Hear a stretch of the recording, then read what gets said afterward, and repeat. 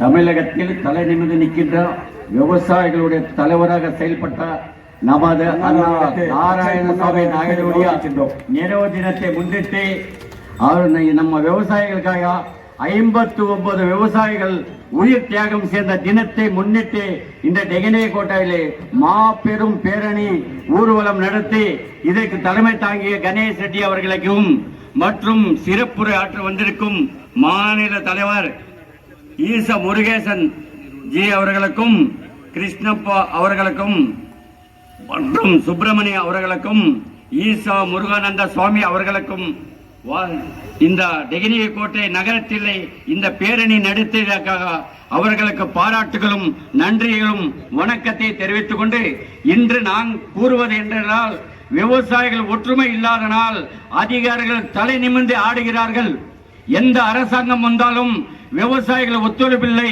விவசாயிகளுடைய குறைகளுக்கு நமக்குள்ளே ஒற்றுமை இல்லாதனால் அரசாங்க அதிகாரிகள் ஒரு சிட்டா மாட்ட வேண்டும், ஏரிகள் தூள் வர வேண்டும், விவசாய நிலங்களை பாதுகாக்க வேண்டும் என்றால் அதிகாரிகள் லஞ்ச லாவணத்தில் ஆடிக்கொண்டு இருக்கின்றார்கள். தமிழகத்தில் என்ன போக போக விவசாயிகள் வாழ முடியுமா என்ற நிலைமைக்கு வந்து கொண்டிருக்கின்றது.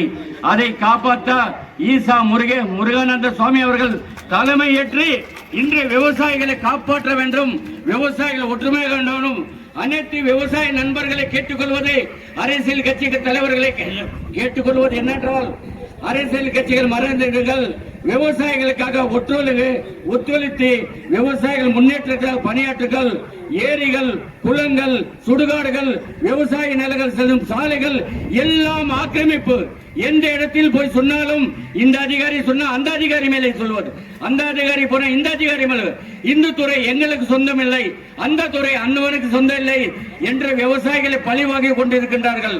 மாவட்ட ஆட்சித்தலைவர் அவர்களே, தனி தொகுதியிலே ஏறத்தாழ சுடுகாடுகள் காணாமல் போயிருக்கிறது. விவசாயிகளுடைய சிட்டாவில் கண்டவன் பேர்கள் எல்லாம் வந்து கொண்டிருக்கின்றது. விவசாயிகள் நிலத்துக்கு உரிமையாளர் ஒருவர், அது சிட்டாவில் இன்னொருவர். விவசாயிகளை எந்த குறை சொல்லி எந்த டிபார்ட்மெண்ட்டுக்கு போனாலும் நியாயம் கிடையாது, கால தாமதாகிறது.